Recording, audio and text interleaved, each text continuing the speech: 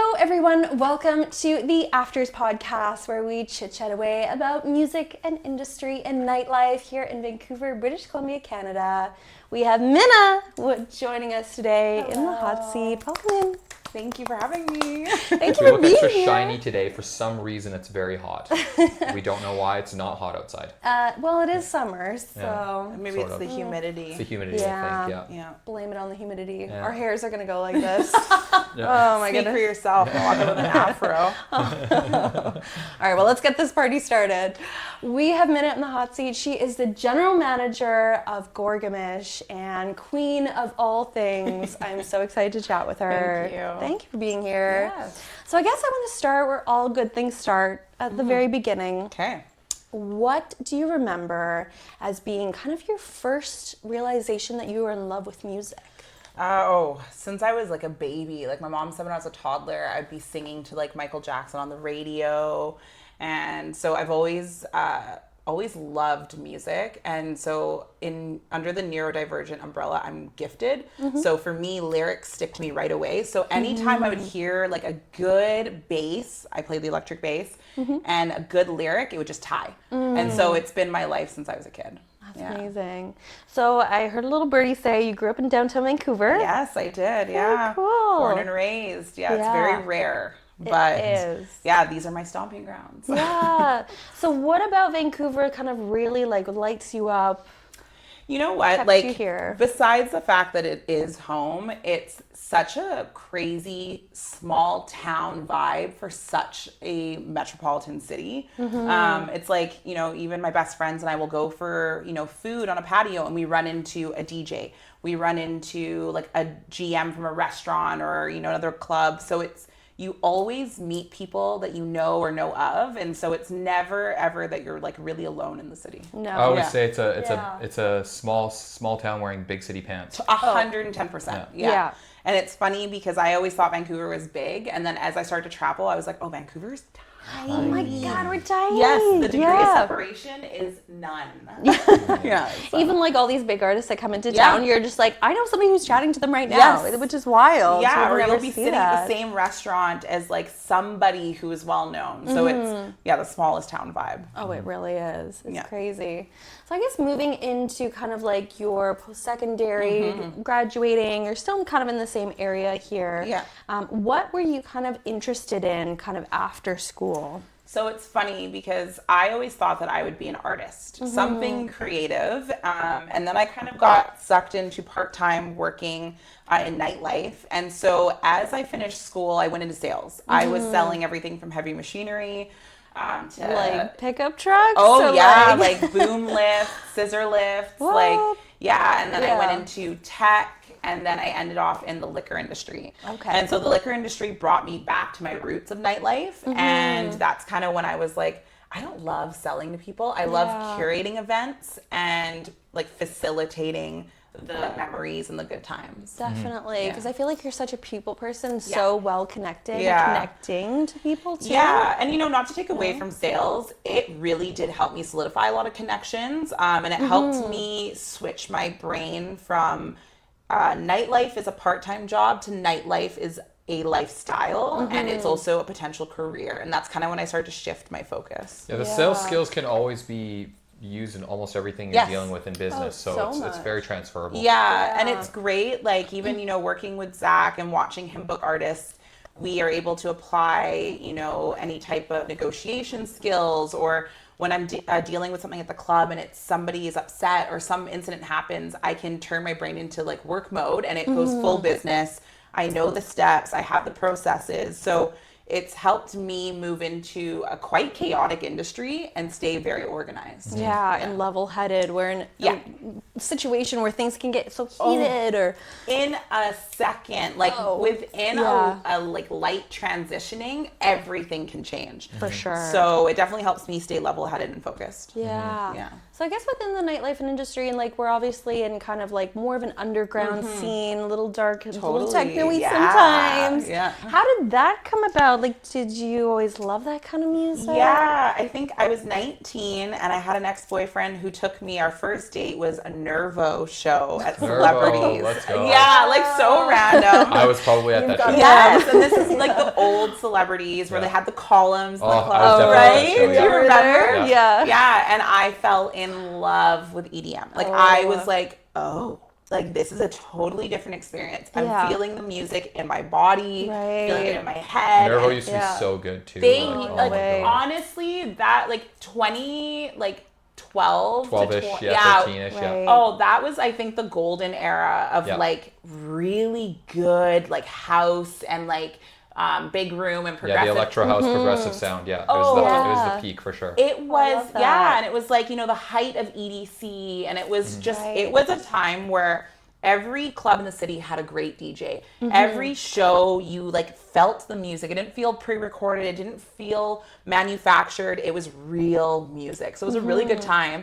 And then I ended up at Gorg one night and I was like, oh, this is a kind of cool spot. Yeah. And then I had a girlfriend. That's one way to describe it. Yeah. Well, I was like, well, I've never been here. And I remember my ex being like, it's like kind of like the underbelly of nightlife. And I was like, sign me up. Like, And then a few months later, my girlfriend was working there and she's like, do you want to work guest list? Who's your girlfriend? Starla. Starla, Yeah, so Starla was my manager at American Eagle when I was in high school. Oh, wow. Yeah, so we go way back to baby Minna. And she got me into Gorg and I haven't really left. No. Yeah. Stay there ever since. Yeah. That was your first kind of foray into the EDM world and it just sucked you in and kept you there. Instantly. And then I obviously went off and I did bartending, but I always ended back up at my roots. And so Gorg was like my home. It was my safe space and it was my introduction to nightlife. So it just felt like it kept calling my name. You know, it was like siren calls. I'd swim away and then it would like suck me back. You're like, no, come back. This is your home. Gorg-o-Mish. I'm like, okay. You called, Father, you called. Yeah, literally. But maybe. Yeah, I was like, see you at 3 a.m. Yeah. Always. We always end up there. there. Yeah. No, it's hard. Yeah. In high school, did you do a lot? You're saying you did a little bit of music? Yeah, so I've been playing the electric bass since I was 11. Yeah, and so I thought, oh my God, I thought I was going to be the next like big electric bass singer of a band. Stars. Yeah. And Never too late.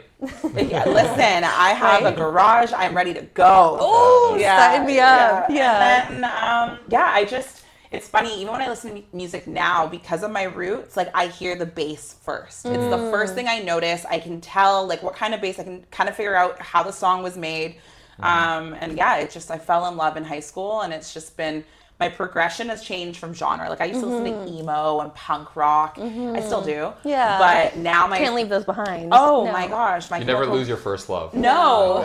My Chemical Romance will forever be my first love. Let's go. And my horizons broadened as I got older. Definitely. Yeah. Gorg-o-Mish sucked you in, took you there. Oh, it has my heart for sure. Like I haven't taken a weekend off of Gorg in 2 years because it's just like I don't want to miss out. Like it's such a community. It's like it's the only club I've ever stepped foot into the city where everybody knows your name. It's literally like, you know, everyone hugs you, everybody is friends. It's like, what other place in the city has 70% regular? Yeah, I was just gonna say it's about 70%. Yes, it really it's insane. It's the same people every weekend, so they become your friends and your family. They really do. Yeah, and so it's just even the staff, like we all are such close knit that it's like it's my home. Yeah, I don't think there's any place in the city of anything where 70% of your client base is a regular. I don't think it exists. Oh, 100%. In the service and entertainment industry. 100. And you can see too when there are festivals nearby, because we lose that 70 and gets replaced by other people.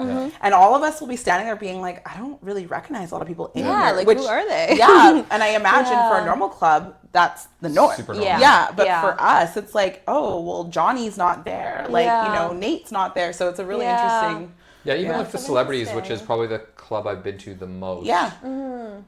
Still. At most, it's like 15%. And that's like you're splitting that 15% into VIP, regulars. For sure, You've got the odd like industry like folk. Staff even that aren't working but are there, things like that. Like it's Because I remember we would go to Celebrities like almost every weekend. We'd make up this teeny tiny little group of regulars. Well, I was promoting at the time, so I was like just every night we're But then there's always the traffic that Totally. And it's also like, you know, the benefit of Gorg, because it's such a small capacity venue, that you get that beautiful little like ecosystem in there of like, this is not normal. Like you step in and it's a time warp.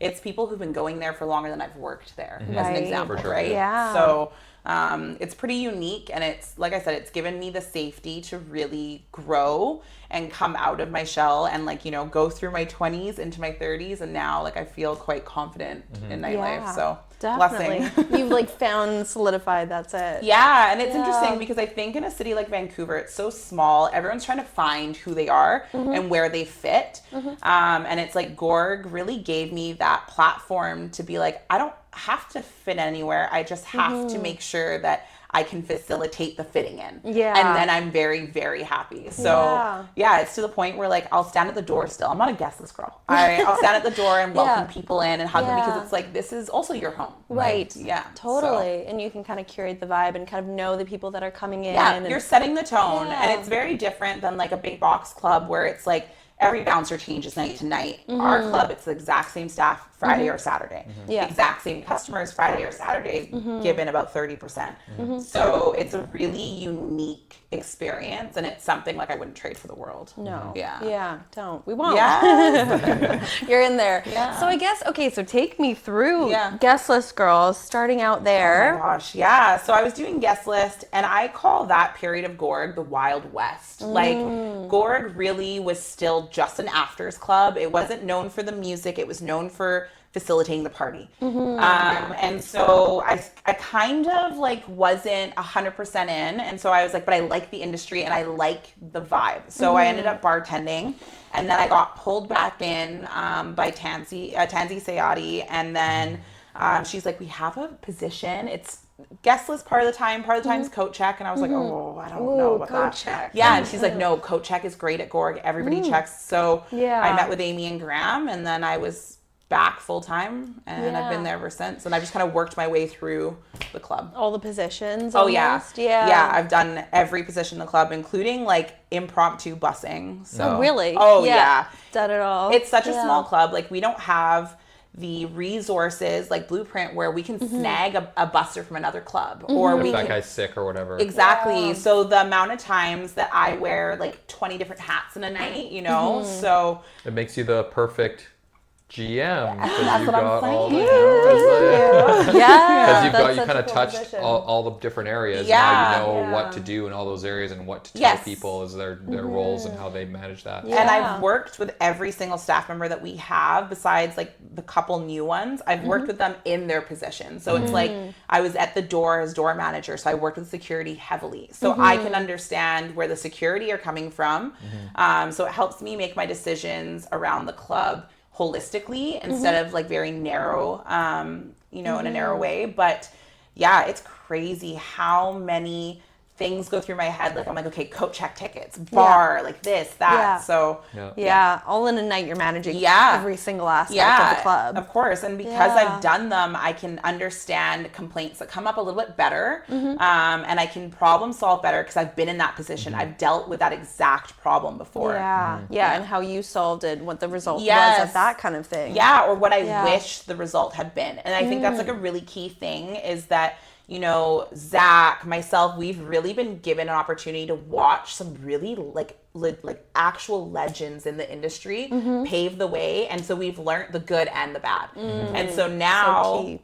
And so it's like now when we're managing, it gives us a unique lens. And so we're able to be like, I understand why X did this, but I'm going to do it differently because I felt the effect of it, or I know how it didn't work. Yeah. So it's a Totally. really unique position to be in now. Yeah. Well, let's dive into those kind of things without getting too personal Yeah. into like actual like, oh, you said this, you Totally. said that. You know, but like with the security and the door, I think that's kind of where all the clubs Yes. kind of start. And so Yeah. what kind of things are you looking for when you're accepting people in, or you're looking for your people, or even when you get issues? Yeah, you know, like when we're looking at curating the night, I want everybody to get in, but now it's about setting the tone correctly. And so instead of me talking at the security, being like, you tell them this, you tell them how it is inside. I asked them, I'm like, okay, the feedback of last weekend or last night, like, what did you notice? Like, what didn't you like? What are your concerns? And then we can brainstorm together so that they are setting the tone. I don't have to do it, but I have the trust and the faith in my team that we are a cohesive unit. We move as one. And so it's really helped us, like, even if we have a big group of like 20-year-old college guys come through, the boys know, okay, we need to address them to make sure it's a safe environment for all upstairs, but we don't want to put them on the spot and like scare them. So I'm giving them the room to do it with a bit of influence, but I remember standing at the door watching these hordes of people come in being like, oh, this is going to be a mess. Or, oh no, they're not in the right headspace. So it's really great to have that ability to like voice my concern and then listen to their feedback and collab.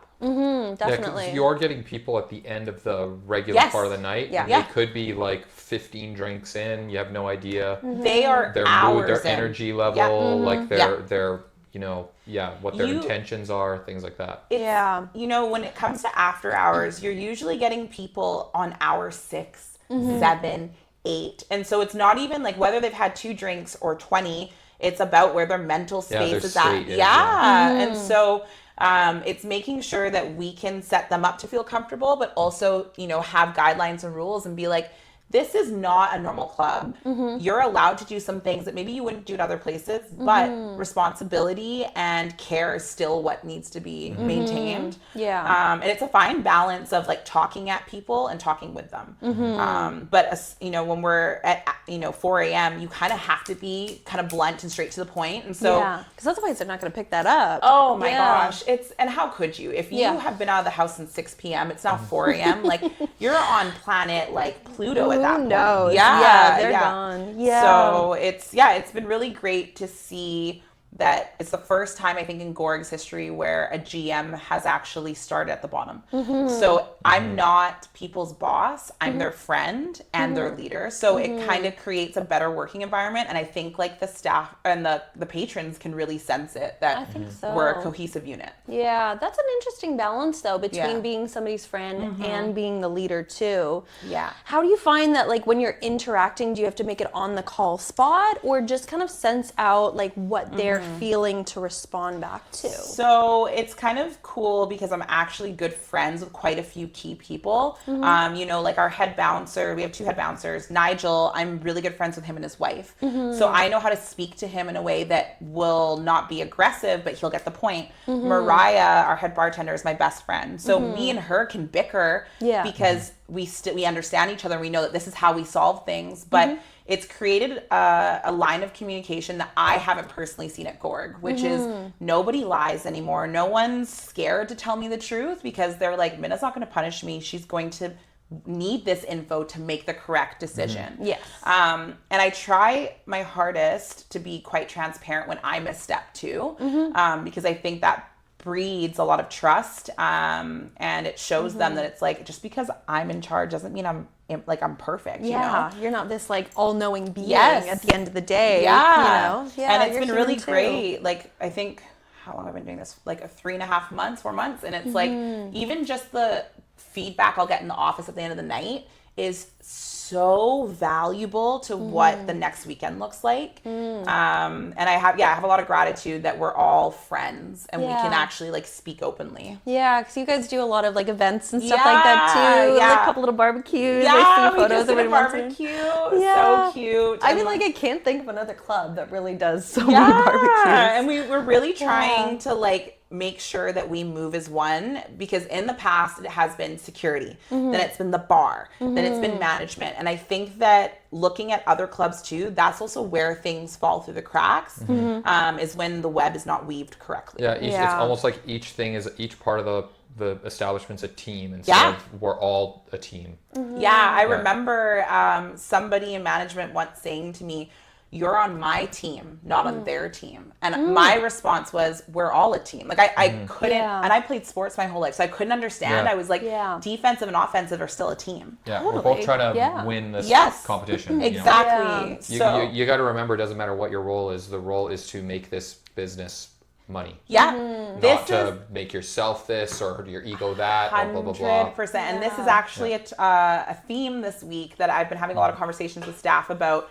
We are still a business at the end of the day. Yes, we cultivate a certain culture. Yes, we facilitate partying, but we're still a business. And so it is a fine balance again of how to make money for the club, but still feel like we're a community. You know, we're not a machine. Yeah. I mean, none of it is available unless there's income generated. Yeah, exactly. You know, if you want it to exist, it has to not bleed money. It has to make it. Yeah. Even if it is like just 1%, 2%, whatever, it has to feed itself or it doesn't exist. Yeah. And it's like, you know, we're in 2024, like technology changes by the minute. And so it's like, if we want to upgrade our lights, we have to make money. If we want to bring Anthony Atala, we have to make money. And so the more transparent I'm being with our staff, the more I'm starting to see it click. Whereas before, even I was guilty of it at the door. I was like, well, why do I have to charge every single person? Like, it doesn't make sense. And it's like, because without that money, we don't exist, you know? And so I'm very thankful that we're at a place now where every single person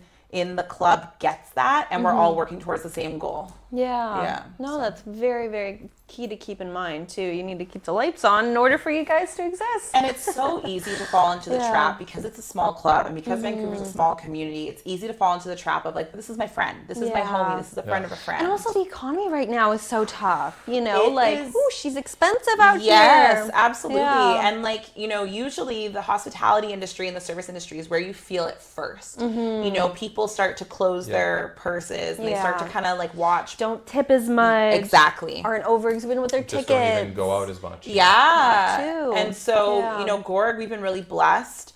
We have not seen any kind of decline in our sales. Amazing. The tipping culture across Vancouver has completely changed.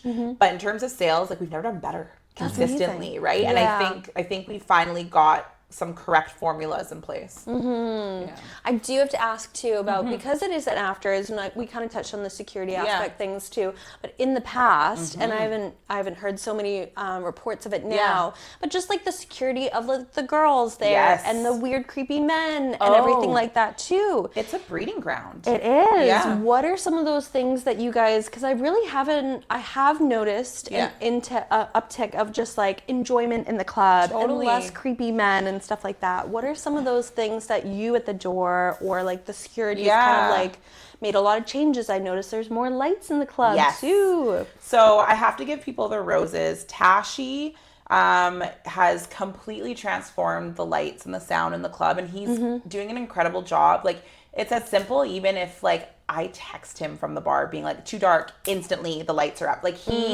and he gets it. He understands. And the security is very open with all of us saying like, you know, we need brightness in order to facilitate the safety. But I think a really key factor is Nigel and Keshav take the women seriously and female presenting people's safety so seriously. And it's not even just them. Like, we have male presenting people that don't always feel comfortable. Absolutely. And you know, it comes to the territory. It's the hours that we're open. It's the freedom that people are given once they're inside the venue. But I think the security has finally started to get it. You can't rule with fear. You have to rule with communication. And it's like kindergarten. First strike, second strike, third strike. But, you know, even it's as big as I went to Padra, the owner, and was like, we got to take the wall down in the bathroom. I'm like, I think we need to have a gender neutral bathroom so that there is transparency and we're keeping up with the times. The minute we did that, which was this past weekend, security were able to catch things quicker. Customers were feeling more open to be like, okay, like, can I tell you, actually I had an experience in the men's washroom previously. I'm so happy about this. So I think it's just the collaborative aspect has really changed how we approach situations. And then Gellert put up a bunch of signs around the club letting people know to come to, you know, the security or any staff member should they have issues. And it's every weekend we have people who feel comfortable to tell us. More and more and more, and that'll only breed more comfortability, more safety. I think the culture of no accountability or less accountability before made people feel like they couldn't even bother doing anything. They would have one bad interaction, go post about it on Reddit and not come back, you know? And so now people are giving it second, third tries. And it's like, Because no place is immune from incidents happening. It's just how's it handled. And the key is how it's handled, and also like I said, the hours really bring out a different type of person, and so it's.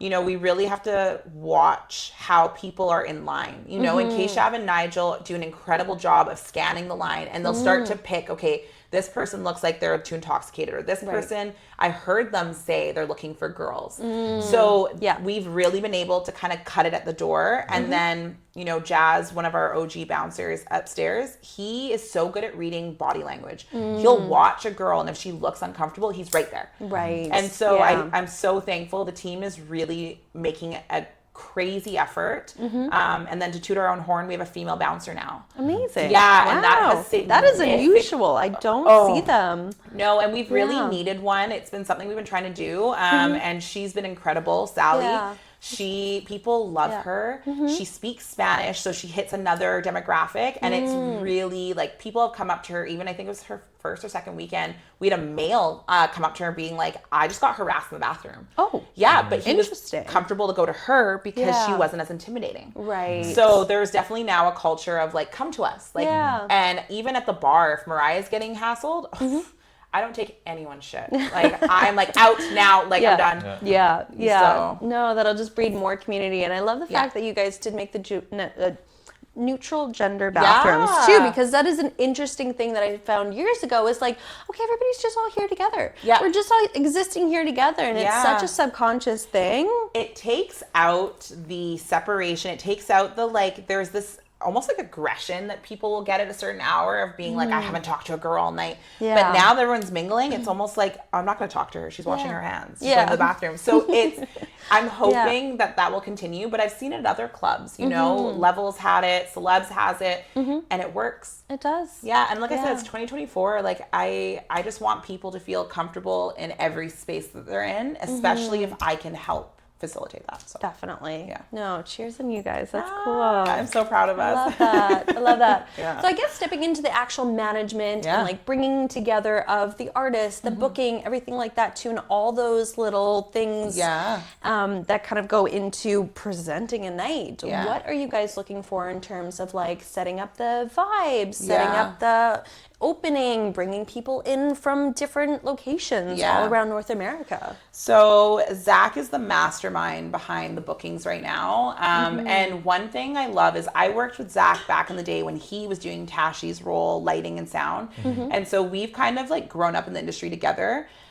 So we collaborate a lot, but he's really just like, he gets it. He knows what it is. He knows what it feels like to be partying at 5 a.m. and the music isn't hitting, but he also gets too that Vancouver is home to so many artists who haven't had the ability to even touch the decks. Yeah. So we're almost every weekend we have a debut, and it's really cool to see that.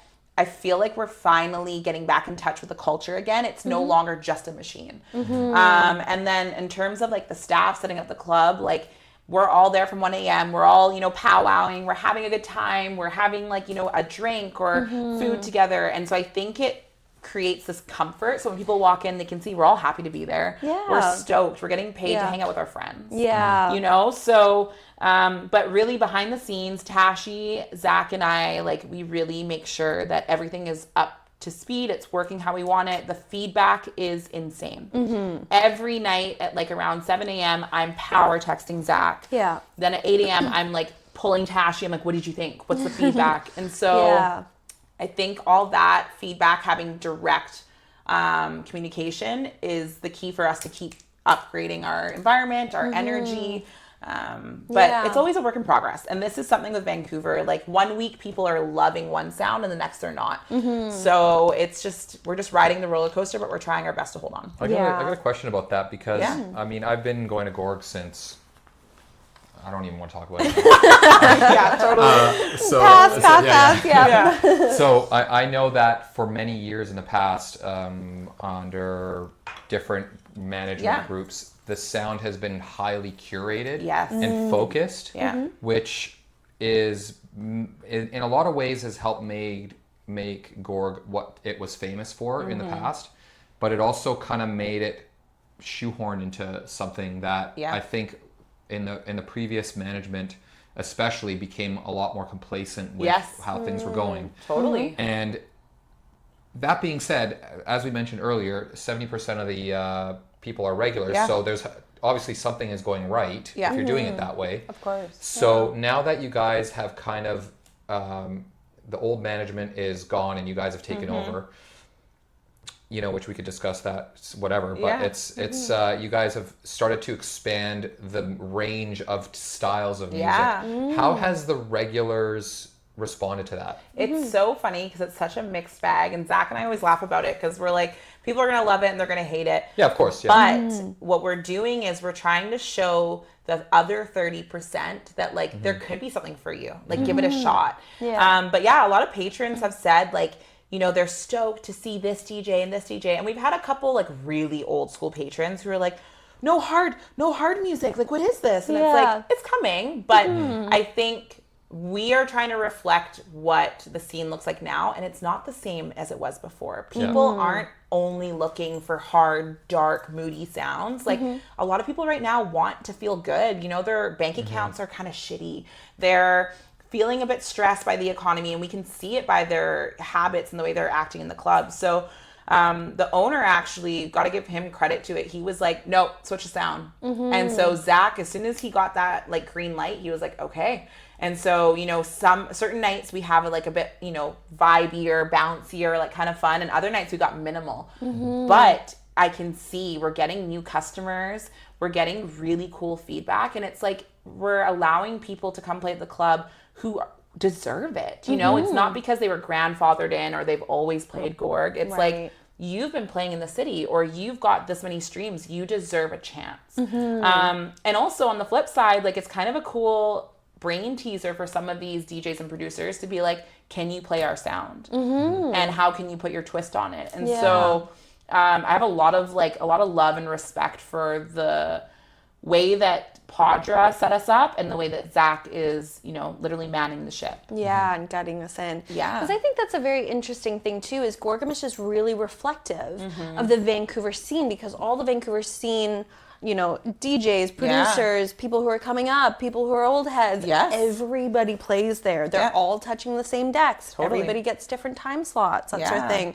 And you're also on at 3 a.m, so the, you know, the true diehard people are going there. So I think that's it's such a unique place. It is, and it's like I always word it like it is an ecosystem. And it's funny, like you look at someone like Karsten Solers, he actually got his start at Gorg. So he won a DJ contest and played at Gorg, and that's how he started. And so, you know, Gorg has been the home to some really, you know, great DJs. It's also a potential home for some really great DJs. So we've got a really unique opportunity. We've been given a lot of freedom. And I'm so proud of what the team is doing. And you know what? We have misses. Every club does. But the cool thing about our misses is that we're still learning from them. We're like, okay, that DJ was great, but not for that lineup. And so, yeah, it's just a constant evolution, but I feel like the feedback has been insanely positive. So. That's cool.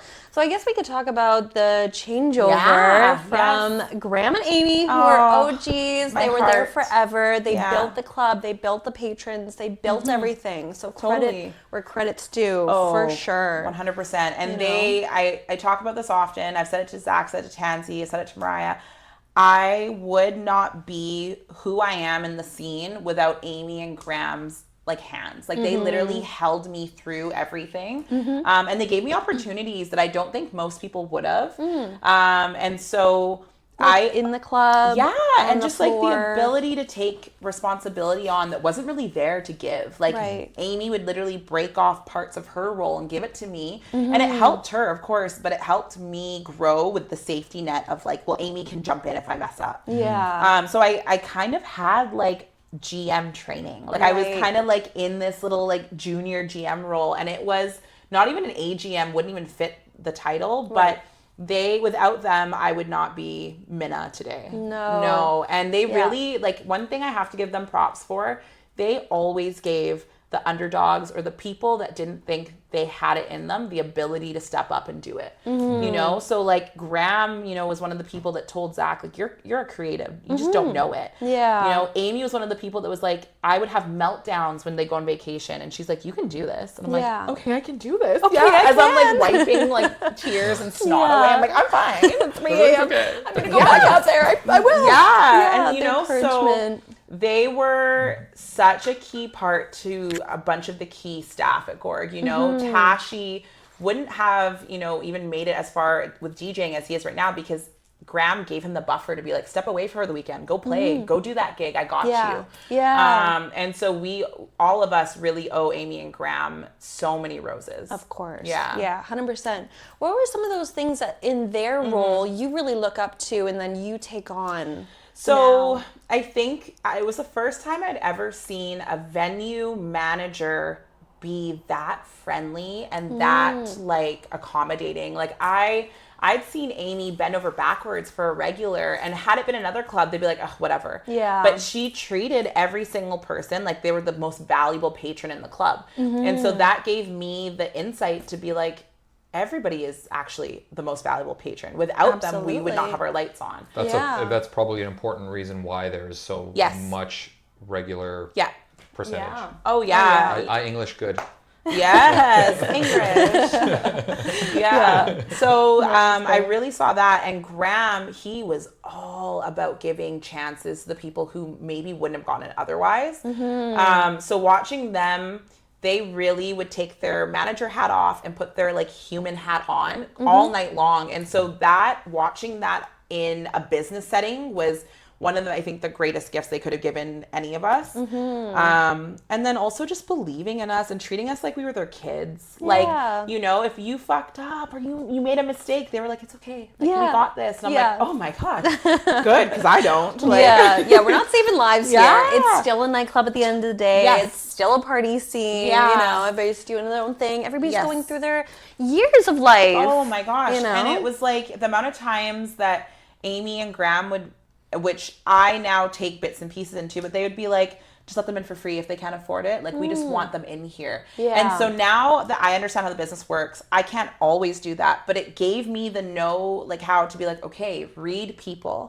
Don't treat them like a ticket. Treat them like the person that's been standing in line for an hour, you know? Or if the bar is busy and you have 2 bartenders, jump on. Like, it's okay for you to serve somebody. So I really learned by watching them. Those roles to step in, to be accommodating. You bring that family into what you have now. They really created the family environment. And so I'm so thankful to be able to carry on the torch and show like we are only going to evolve and grow from what you like birthed. What they started. One other thing too that I thought was really interesting is Graham has a really good intuition about things. You know, is there some pieces of that you kind of take into your role now? You know, it's funny because it has given, I think, Tashi, Zach, and I the faith and also the courage to trust ourselves, you know? And at the beginning, when we all took over, there was a lot of self-doubt and a lot of, you know, imposter syndrome, being like, I can't do this. And then I remember being like, well, Amy and Graham could do it. Like, I can do this. And so Zach and I often are like, you got this. You know what you're doing. And so it just gives us that courage to take the step. And to try things, you know? So if I hadn't seen that, I probably would have been more conservative and scared to take risks. So I'm very, very thankful. Yeah, definitely. So they have exited the scene. You guys are in the scene now, which is amazing. Congratulations again. That's so cool. I want to ask, what are some of those really big, cool wins that you've had, and also some of the challenges in the first transitional period of time? Because it's been about 3. I think it's months? about 3.5 months. I think the biggest challenges that I've had has been not being Amy and Graham, you know, because they were the status quo. And we had so many DJs and so many people being like, well, they did it this way. And so a lot of it was reminding myself, which I know from sales, which was to slow down and listen. And I didn't have to have an answer for everything. And so I spent like the first 6 weeks just listening. And it was a big reason why too, I didn't even announce I was GM for about the first month, was because I just wanted to absorb. And so I spent this like stage of just listening to people complain or listening to people be like, well, that's not how it was done before. Right. And I was like, okay, we're doing it differently. This is how they did it. And I would connect the dots, be like, okay, so what did we change? Is it working? If yes, continue. If not, how can I adjust? And so it was a lot of internal problem solving.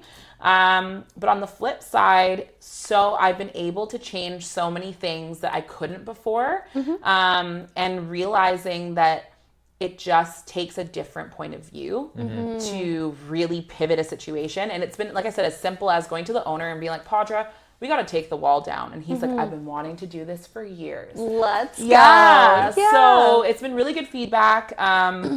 Like I said, a lot of the criticism that we've received have been from quote unquote Gorg DJs who are family list and residents. But I appreciate it because I want to know where people are standing. I want to understand what you're not happy with and how I can meet you halfway. And a lot of times, especially if what they're unhappy with is something that helps the club and totally. It's not just something that helps them. Yes. And on the flip side, it allows me to have conversations that, you know, realistically I've been wanting to have for a long time with some of these people where it's like, you got away with murder. And it's like, now is the time for us to hold ourselves accountable, but also you. If you want to be attached to the Gorg brand, you need to fit a certain way. And it's been really empowering for Zach and I especially to be like, we are not going to tolerate shitty behavior. Yeah. I think especially when they've been around for so long, you know, I think, like you said, Graham and Amy were so family oriented that these were their kids almost. And then it's like, well, we can't punish them anymore because we love them so much. Yes. Let them get away with things. And it was so beautiful to watch. And they became complacent. This is, and it was also like there's this fear of conflict, and I fully get it. The amount of times that I have to get pep talks from Mariah or Zach where they're like, you deserve to have this conflict. Like this needs to happen to move forward. But at the same time, we're all adults. We shouldn't be brats. And so it's been a really cool opportunity to be like, we love you. We want you to play here.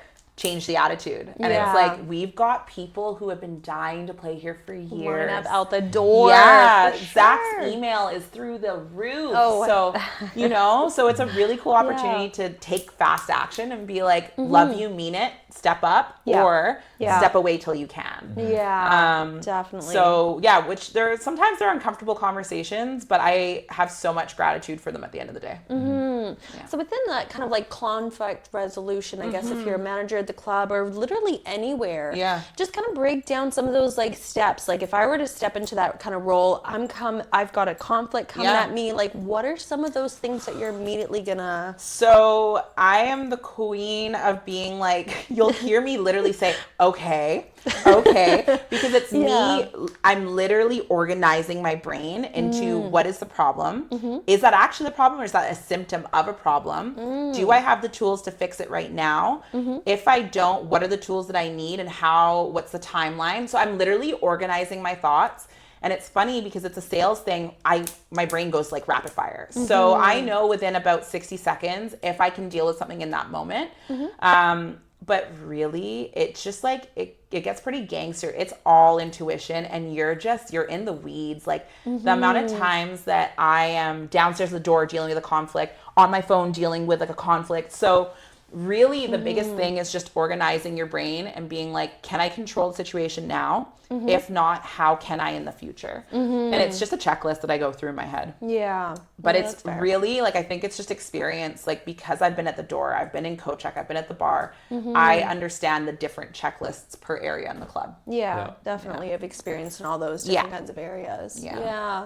So I guess in kind of like 5 years of the next 5 years of the club, like where you want this to go to, having conversations with Padra, with the team, what are you building, curating, and like what are the little roadmaps to get there? My goal for Gorg is that it never gets stagnant again. And so if that means that I have to leave, like I will happily bow out because I see the bigger picture, which is that Gorg is this ever growing, ever evolving like creature. And it has to, like we said earlier, reflect the times, reflect the culture.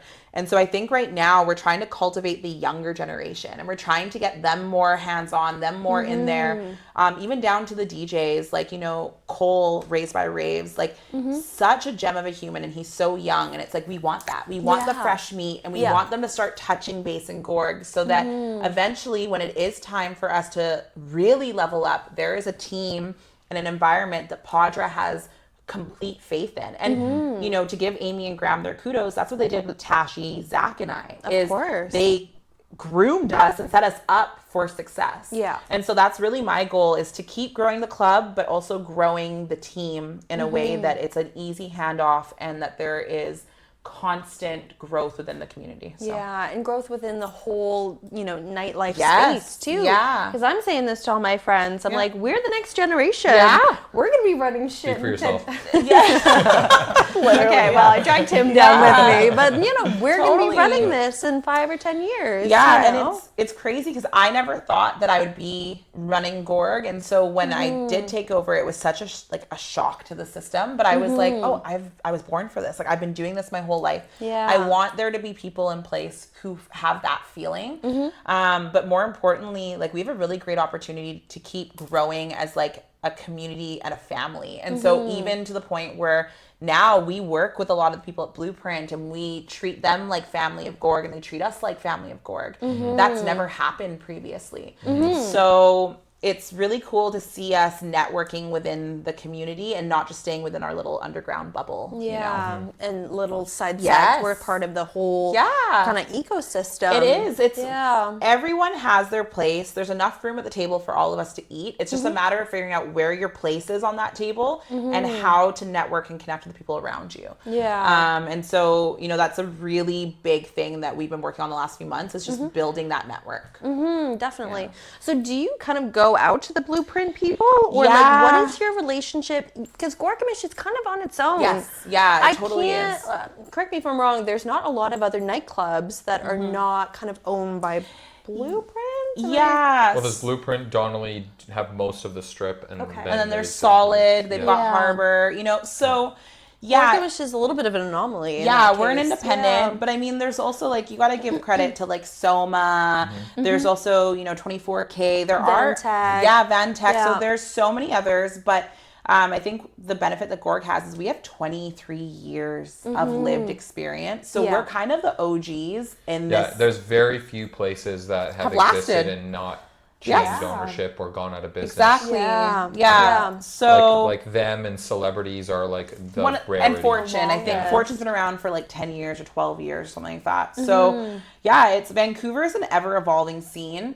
But I've been a raver since I was, 19. And so it's like, I've always shown love to Blueprint. And so now that I have friends working at Blueprint, I have friends, in all these clubs, all of us now are a family. And so we all communicate, we all text throughout the night. We all even debrief at the end of the night, being like, how was your club tonight? Okay, cool. That's how ours was. Even we go as far as studio. They're an independent club, but we consider them family. And so I think that this is something that's been missing in the past, is that the clubs were all independent of each other.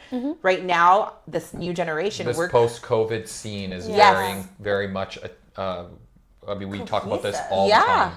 Yeah. It's much more collaborative than it is exclusionary. And this is how it should be. And I've always said this, like, there is always room. And you never have to feel like you're stealing customers. It should be that we grow the scene together, because that also brings people into the scene. So I think it's the evidence we're seeing right now. It's like we've gone to this post-COVID phase, like we were talking about, where everything's more inclusive. I don't think the scene itself, from a business standpoint, has ever thrived as much as it has now. And there's the reason for that is because of the fact that everybody's feels like they can be a part of everything, and then that spreads. It's like it grows. It's the real pandemic. You know Absolutely. what I mean? Like that's in the best way possible. Exactly right. Yeah, like that's what's growing. That's what's like. The sickness is a love for music. And I think it's really not slowing down. Even with the way with the inflation and how everything's expensive, and like a lot of people are struggling as far as like what to do with their discretionary income. There's no sign of it slowing down right now. No, I don't think so. And, even somebody as pivotal as like Andrew Haydock at Blueprint, like me and him have built a friendship, and we are constantly talking about how we need to build inclusivity. No more is it the cool kids, the not cool kids. Everyone should feel comfortable in their skin, comfortable in the space that they're in, and comfortable enough to speak their voice if something is not working. And I think that I've seen a massive shift post-COVID, that now people are listening, they're holding each other accountable, and we are not tolerating shit, whether you're a DJ, a patron, an event, promoter. Everybody is now starting to be held accountable, and really to a standard that I think is being maintained by the community. A lot of self-policing for sure. Totally. And like accountability DJ to DJ, and it's been really cool to see people stepping up into their truth and their voice and being like, nah, that's not cool. Like Vancouver's too small for you to act like an ass. Like get it together. And so it's even DJs coming to us being like, I did not like how the club ran that night, and this is the feedback. And it's like, okay, cool. Like if I don't have the info, I can't do anything about it. So it's a really cool time to be involved in the industry right now. I think so too. I think everything that you said is so on point, especially from a DJ standpoint too, that I'm like actually seeing that people are getting the opportunities to being put on lineups, and like given the voice and the platform to be like, I can make a little bit of difference in this world, and it's not just controlled and even by the managers or the higher ups. And you see even something like Zach is so intentional. He's like, we don't have enough female DJs on the lineup. And so it's like things like that, or even like there were never many, visibly BIPOC women in, position of power for so long in the city. So it's really cool to see like a lot of us are starting to step up, and we're creating safe spaces just by existing. Absolutely. And examples too. And somebody can look at you and be like, wow, she looks like me. She acts like me.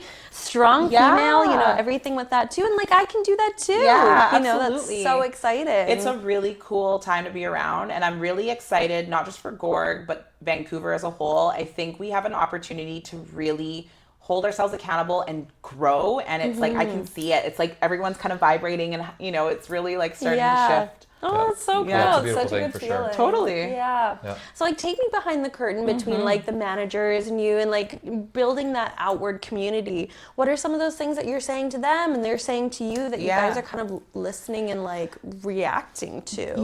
It's a really cool space right now, because all of our management, myself excluded, are DJs and producers themselves. So, and also when you're starting DJing, I know, I'm like, I have my name, I'm ready. Let's go. But it's really cool, because even just like, and gossip is such a bad word, but it's not. Even just hearing the gossip in the city helps me understand what people are doing, how they're moving, what they're thinking. And so our management team, we've done a really good job of breaking down essentially Amy and Graham's role into like 4 to 5 different roles. So that allows us to have our ear on the ground, but also to make an informed decision as a hive mind. And so we've really got some cool, experienced people to be able to facilitate what we need to. And it's like, I'm learning every day. Like I'll listen to Gellert, Zach, and Tashi talk about lighting and sound, and I'm like, okay, so what are we, okay. I'm like literally taking Which notes. button for this? Yeah. Okay, yep. I'm like, all right, so it was too heavy on the bass. But totally. Because of that, we're able to make better decisions, have better conversations. So I think the fact that we have people who make music in place of power, that's making a huge difference. Definitely. And especially to the owners of it as well, must be getting like the upwards trajectory, because the stuff will be filtered out to the top, so they might not be able to make all those business decisions. And so this was the case, was like Padre in the past felt like he wasn't told a lot or filled in a lot. And that's usually pretty normal. When you're an owner, you're not usually hands-on, but he is now starting to take a bit more of a hands-on approach. And it's really refreshing to be like, hey, Padre, like, this DJ killed it. And he's like, oh, I want to go listen to their set. Is it on SoundCloud?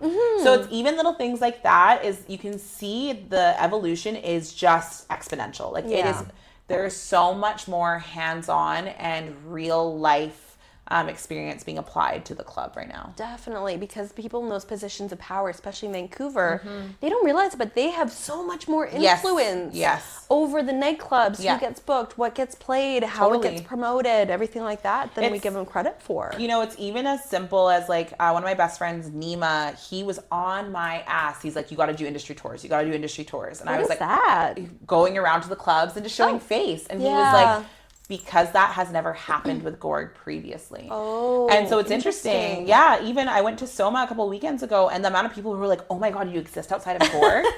And it's like, Minna's here, guys. Minna's here. It's like everybody's straightening the curtains. Yeah, they're like, "Oh my God," and I'm like, "I'm not a figment of your imagination," but also now I've just planted a seed unintentionally, which is that Gorg, like you know. So it's like when Soma wraps up, maybe you'll come to Gorg, or maybe next weekend you'll look to see who's playing. And so this is part of like management. I didn't even realize it was a thing, but it's like being the face of something really helps like build a community as well. So it's like you're taking your representation and your essence of like a little bit of the club, who you are as well, and putting in other places, and they can be like, whoa, I didn't even think about this, you know?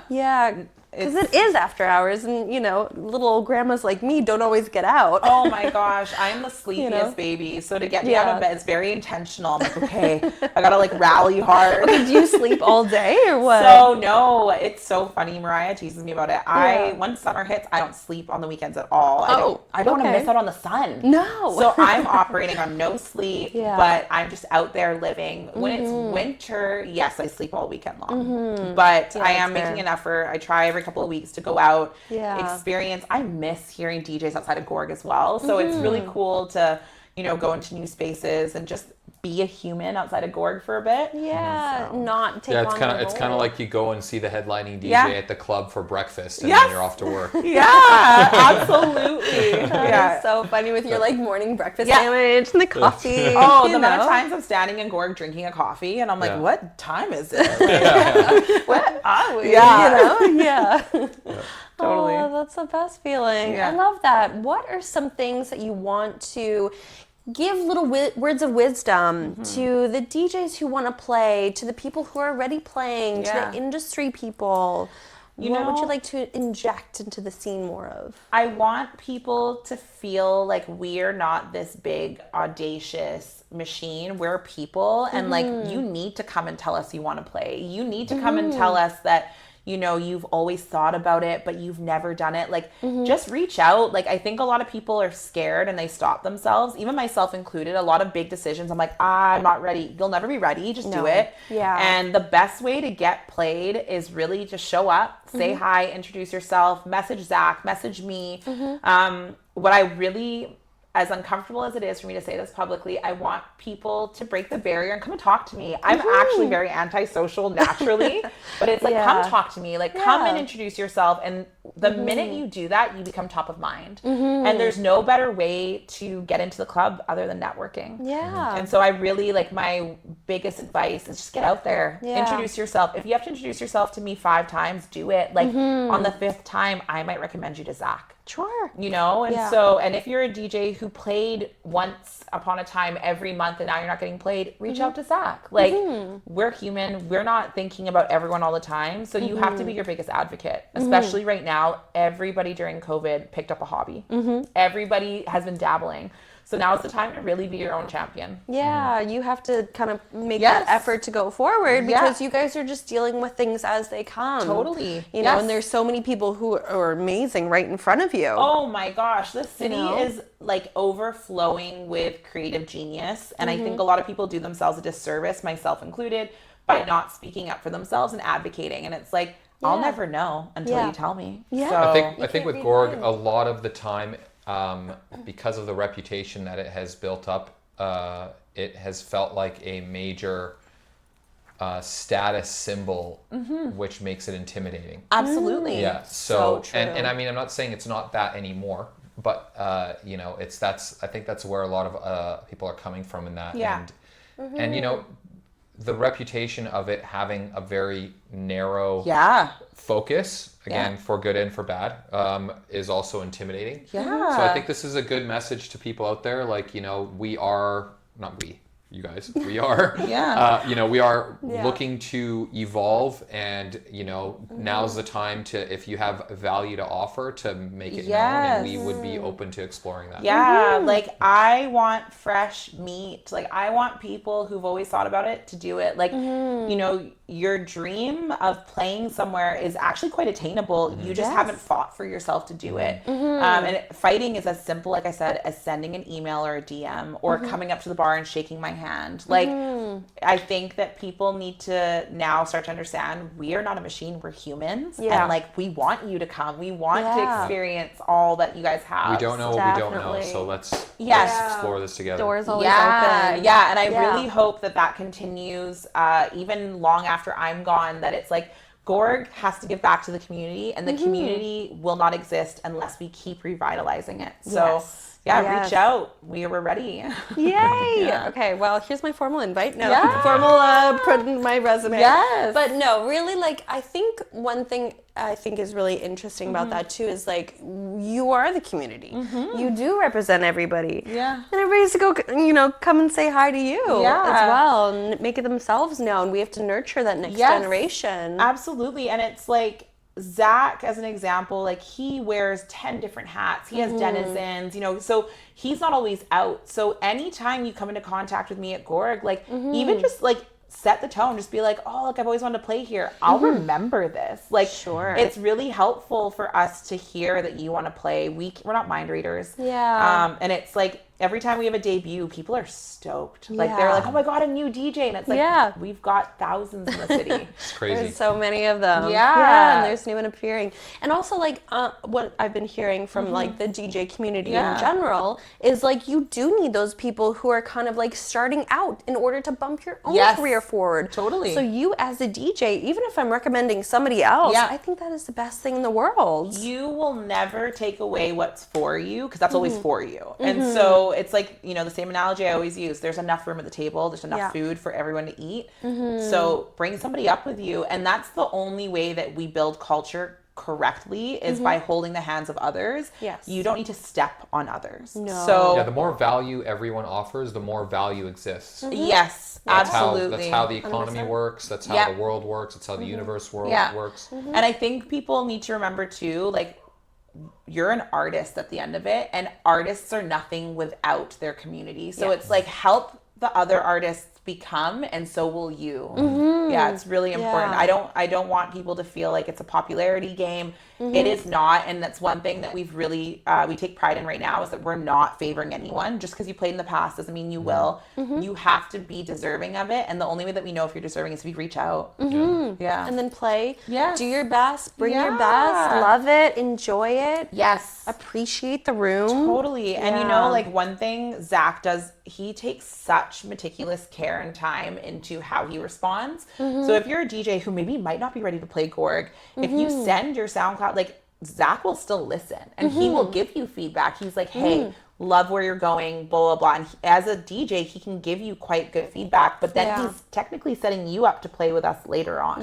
So it's really cool. It's a really great time to voice your intentions. I think within the wider community too, is like, if you're sending out your mixes to your friends and other people, and, you know, you guys, and everybody's giving everybody feedback, we're all just growing together. Oh, 100%. It's a really cool time to watch people come up. So I'm stoked. If somebody wants to follow in your footsteps, what kind of advice? Well, somebody will want to follow in your footsteps. What kind of advice do you want to give them? What kind of what should they be looking for, doing, acting, breathing? You got to start saying yes, even to the things that are uncomfortable. You know, you got to start believing in yourself as if you're not you, like, as if it's like a celebrity or something. Like, you have to really think that you're the shit, and then eventually everything will fall into place. You're gonna misstep, you're gonna make mistakes, but, like, when I step foot into Gorg and I have my Gorg hat on, I am like boss bitch. And during the week, I am the softest angel baby. Don't even look at me poorly or I'll cry. But as soon as I'm in Gorg, I run the show. You can't tell me. Like, I know what I'm doing because I've given myself the ability to have that confidence. So I think the biggest thing is just having the confidence and saying yes to every opportunity. Like, there was a night I bartended at Harbor and then made it to Gorg to do coat check. Like, I just said yes. I just did it. Yeah. Like, and so you have to put yourself in those positions and you have to network, and not network with the intention of moving up. Network with the intention of creating bonds, because it's like, as you build those friendships, people will start to recommend you for things. For sure. Right? Yeah. So, Vancouver is heavily based on a recommendation city. oh yeah, like it's all about who you know and not who you're popular with, who you have authentic connections with enough that you are top of mind. So. It's actually funny you guys mentioned that, because what popped into my mind is, you know, I've been in the scene for a billion years, but I never was a DJ before. Yeah. And then the 3 years ago or whatever, or 2 years ago, when we started to learn Picked how to up a DJ, hobby. without anybody even hearing me play even once, I was getting offered gigs left, right, and center. And I turned them all down, but I was like, no, but it was like left, right, and center. Like, you haven't even heard me. You don't even know what I play. I could play country. You have no clue. But that's it. People believed in your character enough that they were willing to. And that's, you know, something, even I dated somebody in the industry, and he, during COVID, put me into Fortune. Like, he'd never seen me work, but he believed in what I was able to do. And so if you are not your biggest advocate and you're not taking chances, like, you're not going to do anything. No. And Vancouver's so small. So the minute you step into the light, everyone will see you. Yes. And the other thing too, like, just while we're talking about this particular thing about like just getting out there and don't be afraid. Yeah. I've seen a lot of DJs just starting play gigs and really play poorly. Oh yeah. And they come back and they do it again and they do it again and they get better and then they keep getting booked and then finally they're awesome at it, and it's and nobody remembers the bad gigs. Yeah. No. Except for me. But I'm the only one. Don't worry. Yourself. I'm the only one. I have, and I will continue to judge you. Yes. But nobody else will. No, don't worry. No. But also, even the the biggest DJs, they still have bad sets. And I think it's important for people to remember, like, it's an art. You're never going to be 100%. But it's not about how many times you mess up or you play a set you're not proud of. It's how many times you get back up and try it again. Yeah. Right? Yeah, So, you must see that on your end. Sometimes you're going to mess up because maybe it's a technical issue. 100%. Maybe, you know, and it's like maybe the there's something wrong with, your USB or whatever. Yes, put in the wrong song. Anything could happen. You know, and it's people can't see why the mistake was made. They just see how you react to it. Totally. And also you see how you react to it. Yes. That's also just as important, if not more important. And half the time, people don't even notice the mistake. You know, the amount of times Except for me. Yeah, Mazen will always know. Okay, bring Mazen to next gig. I am judging He's out for But rent. everybody else is fine. Don't worry about it. It's like the amount of times DJs step off the decks and they're like, oh, I messed up that last transition. I was like, the crowd didn't notice. They were jumping. They were still buying drinks. Like, I think it's really important that you just you get back up on the saddle. Yeah. Definitely. That's a really good thing too. Like, what would you recommend to people who do get off the decks and they're like, oh, hated it, or like, what do you say to people who kind of didn't, you know, had a not so great gig? If you feel like your ego can handle it, I always recommend asking a few people at Gorg. As an example, ask Tashi what was his feedback. His feedback is so thoughtful. Ask Mariah, because she's dealing with the patrons all night long. Ask me, because I have my foot in everything. If you can take that feedback and apply it later on, there's no way you can miss. No. But a lot of people are so terrified of feedback because it does, bruise their ego. Your ego will be fine. Yeah. But you will never grow unless you know. Of course. So. Yeah, 100%. Yeah. Thank you so much for all this thank you. advice. My head is swimming. I'm so excited to go back to Gorg and be there and hang out with everybody. You guys can just open at 10 p.m. That would be great awesome. So we do have some parties coming up that are at 10. Let's plug them. Yeah. Anything you want to plug? So, we have Anthony Atala this weekend. And for anyone who hasn't seen him live, incredible. Is that Friday or Saturday? Saturday. Oh, what? I'm going to Eline for. Oh, Well, fine. you can go One of the after. best. Well, she said 10 p.m. Oh, No. No. That's a 2 a.m. No, that's a 2 a.m. So it's an Okay, afters. Yeah. So that'll be fantastic. We always love having him on the decks. And then keep your eyes peeled for Gorg-o-Mish's posts for Pride long weekend. Yeah, that'll be August. We've got an insane lineup, and we have 2 weekends: the weekend before Pride Week, and then the long weekend. So if you can't make something, you've basically got 5 days to hit Gorg, right? Including an early party at 10 p.m. So and we've got some pretty big surprises for that. Yeah, I feel like Vancouver, and especially Gorg-o-Mish, does Pride so well. So well, and it's interesting. Like, we've always done Pride. People always show up, but we've never had an exclusively like queer LGBTQ reflective lineup. And so Zach has absolutely nailed it this year. And my lips are sealed for now. But if you guys are watching Gorg-o-Mish and my posts, you will see we've got some dangerous bookings this year. It's going to be really cool. That is neat. Yeah. So fun. Yay. I'm so excited. I'm going to hit up Gorg right this second.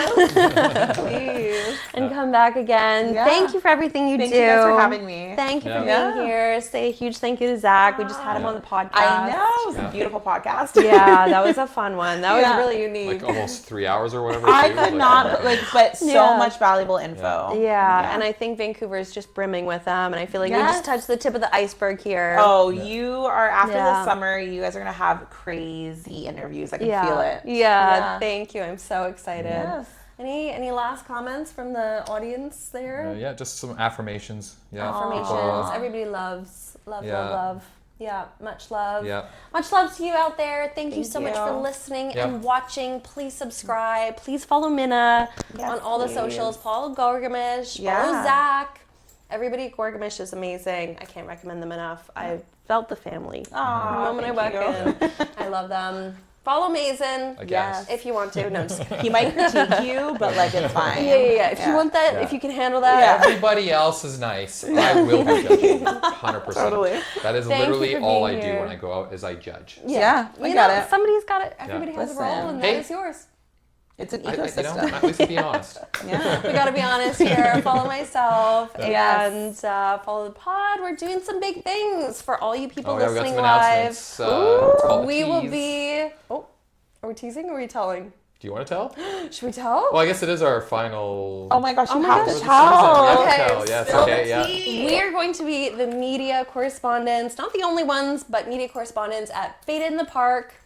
Yeah. And Base Coast this year. I'm so excited, so grateful to the teams over at Base Coast and Fade in the Park. Thank you guys so much for having us. Yeah.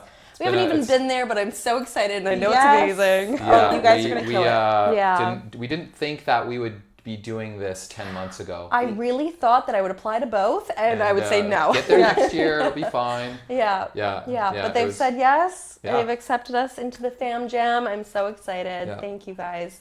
So we have an excellent, I've already contacted a lot of the artists. If you are an artist at Faded or Base Coast, you want to come chat with us, please, we would love to chat with you. We've got an excellent lineup of at least 4 or 5 artists at Base Coast, a couple of artists at Faded where we already know that we're going to come talk to them. So keep an eye out. Those will be coming and dropping over the summer. Yep. And feel free to say hello to us if you see us at either of those festivals. Come up and say hi. Yeah, I feel like everybody tells him how the podcast. I'm not intimidating, I swear. Exactly. Totally. Please even though the photos show that we're the same height, I am actually much bigger than she is. So you have to come witness this in person. Yeah, you'll find us.